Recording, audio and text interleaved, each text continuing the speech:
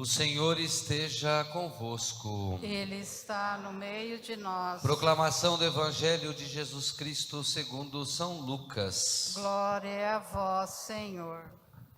Naquele tempo, Jesus estava na margem do lago de Genezaré, e a multidão apertava-se ao seu redor para ouvir a palavra de Deus. Jesus viu 2 barcas paradas na margem do lago. Os pescadores haviam desembarcado e lavavam as redes. Subindo numa das barcas, que era de Simão, pediu que se afastasse um pouco da margem. Depois sentou-se e da barca ensinava as multidões. Quando acabou de falar, disse a Simão: avança para as águas mais profundas e lançai vossas redes para a pesca. Simão respondeu: Mestre, nós trabalhamos a noite inteira e nada pescamos. Mas em atenção à tua palavra, vou lançar as redes. E assim fizeram, e apanharam tamanha quantidade de peixes que as redes se rompiam.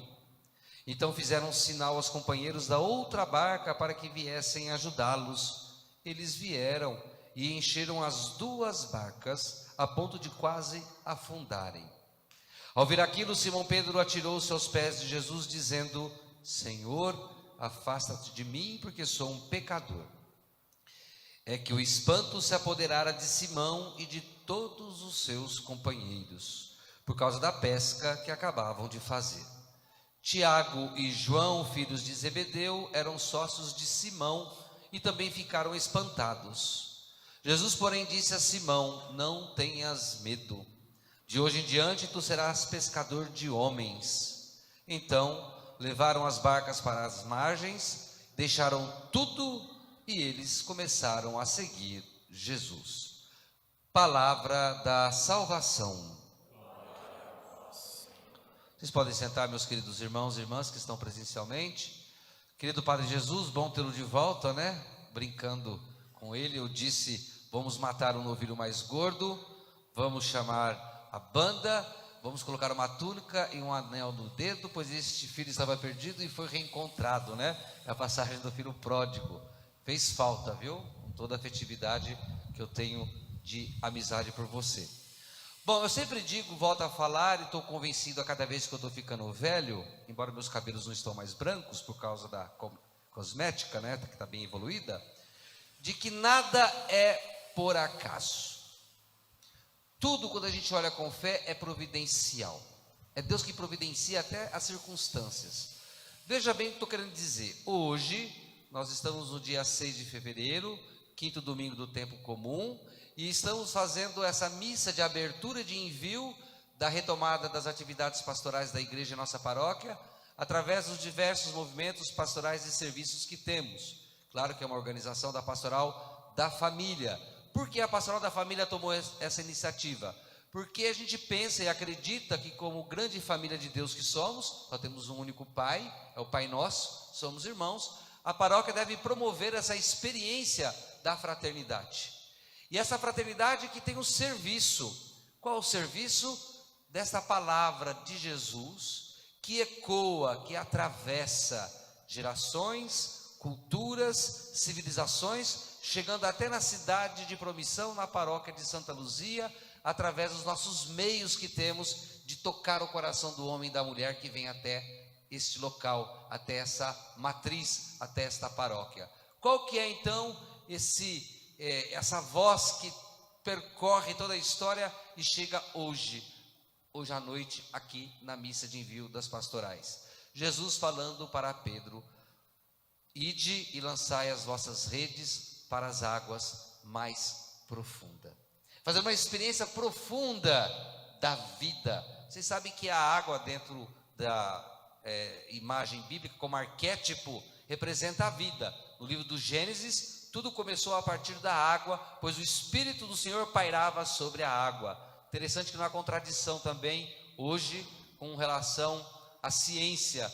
100% praticamente dos cientistas concordo que o início, a origem da vida é aquática, não é? Então há essa sintonia entre a compreensão mística e científica da origem da vida. E não é à toa que Jesus retoma dizendo que ele é a água viva naquele poço da mulher que estava sempre buscando a água, e Jesus vai falar: a água que eu tenho para te oferecer, você nunca mais terá sede, porque essa água vem da profundeza do próprio Deus, do ser de Deus, que é o único capaz de preencher o vazio do ser humano. É isso, do ponto de vista religioso. E toda atividade missionária da igreja, através de movimentos pastorais e serviço, é nessa expectativa de fazermos com que as pessoas façam um encontro, uma experiência afetiva e efetiva, profunda, enraizada no amor a Deus. Só que é interessante o relato aqui do Evangelho de Lucas. Isso já aconteceu comigo, já deve ter acontecido com muitos de vocês que estão em movimentos pastorais. Primeiramente, Pedro, ele é um pescador e um bom pescador. E Pedro sai durante a madrugada para pescar, porque era o melhor horário e o mais certo, do ponto de vista humano, conhecendo a natureza, de capturar, de pescar os peixes. E ali eles passam a noite toda e nada pescam. O que acontece? Eles voltam desanimados, o desânimo. E Jesus fala para ele então: Simão, volta agora durante o dia e vai pescar. Ora, Jesus não era pescador, Jesus era filho de carpinteiro. Mas Pedro poderia teimar: mas você não entende, não é tua profissão, não é tua área, não é o teu domínio de conhecimento. Mas em atenção à tua palavra, olha que lindo, mas em atenção à tua palavra nós vamos. E ali então, durante o dia, onde não era prevista a pesca, o impossível acontece, para dizer que é Deus que dá os resultados. Nós somos apenas meros instrumentos. E para que uma pastoral, um serviço na igreja e no mundo possa ter a sua fecundidade de resultado, tocando nas águas mais profundas da vida humana, ou no interior do coração do homem, deve então ser primeiramente um apelo da graça. É Deus que age. E assim então nós reconhecemos, diante dessa grandeza do poder e do agir de Deus, a minha e a sua, viu Jesus, a nossa fraqueza humana. Onde eu estou tirando isso, Padre? Dos relatos de hoje, que são belíssimos. A primeira leitura, vocês ouviram? Aqui fala sobre o profeta, que nós acabamos de ver o relato de Isaías, né?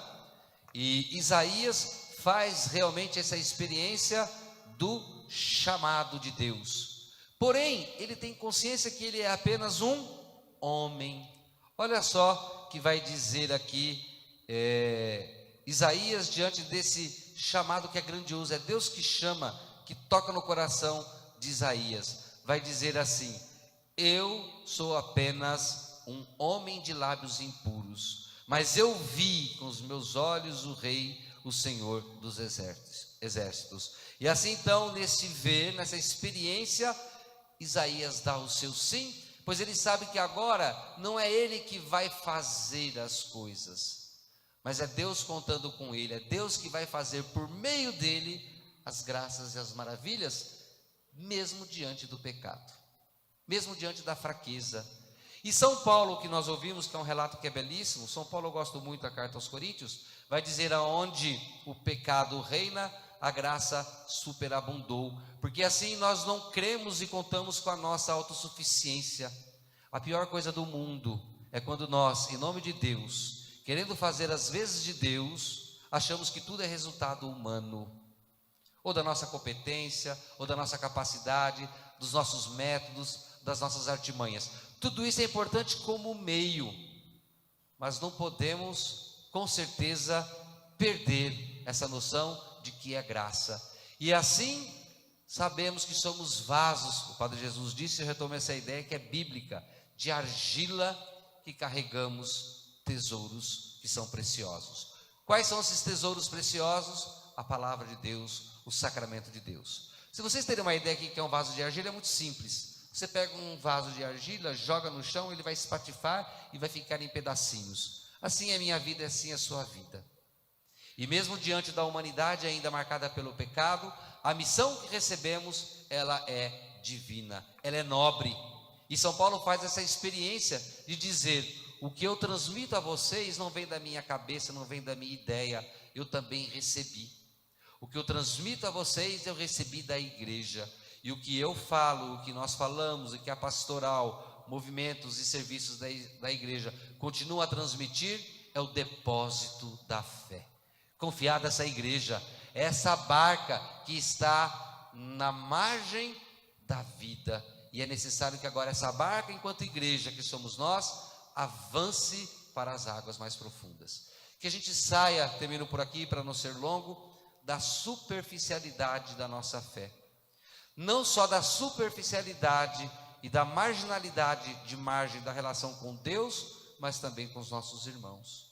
E que a gente faça com que as nossas redes, os nossos meios de atrair homens e mulheres, assim como uma pesca, possa ir nas águas mais profundas.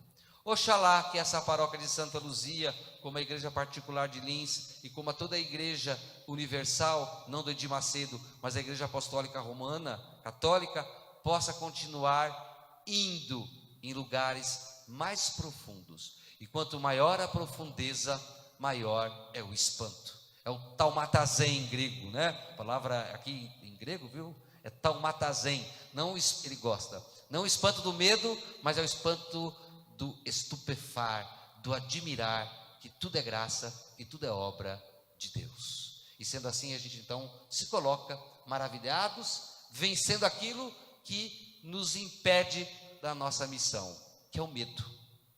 O medo. Por isso que Jesus fala: não tenhais medo. Não tenha medo de mergulhar em si mesmo, viu? Não tenha medo de fazer uma experiência profunda de Deus. Não tenha medo de fazer uma experiência profunda da Igreja Católica, assumindo vários movimentos, serviços de escola que nós temos aqui, não é? Então hoje também é um convite oportuno de dizer a você que é só misseiro, com todo respeito. Deus quer mais. Deus quer que você dê um passo a mais, saia da margem da paróquia e venha a uma pastoral. Padre, eu não tenho dom. Tem, desenterra o seu talento, meu irmão, minha irmã. Faça alguma coisa, olha a diversidade. Se você sabe ler, entra na liturgia.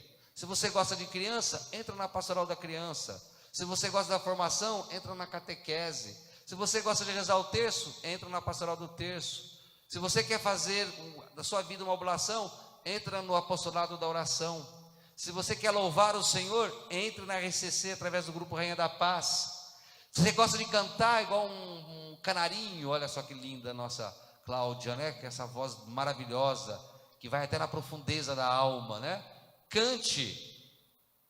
Quem canta reza duas vezes, dizia o Papa Sorriso, o Papa João Paulo I. E que a gente possa então, através dos nossos dons recebidos por Deus, fazer com que eles sejam multiplicados, mesmo sabendo das nossas dificuldades e fraquezas, e que possamos assim ser também pescadores de homens e de mulheres, e que essa pesca, seja ela abundante ou não, que seja de fato uma iniciativa de Deus, porém também com sentimento meu e seu como cristãos. Por isso que eu termino aqui, para não ser longo, que mergulhar em si, mergulhar em águas mais profundas, é também viver a dimensão batismal, que o batismo também, na sua raiz, é um mergulho no Espírito, esse Espírito que faz com que a gente avance, sem medo, sem consequência dos resultados, porque é Deus que caminha à frente.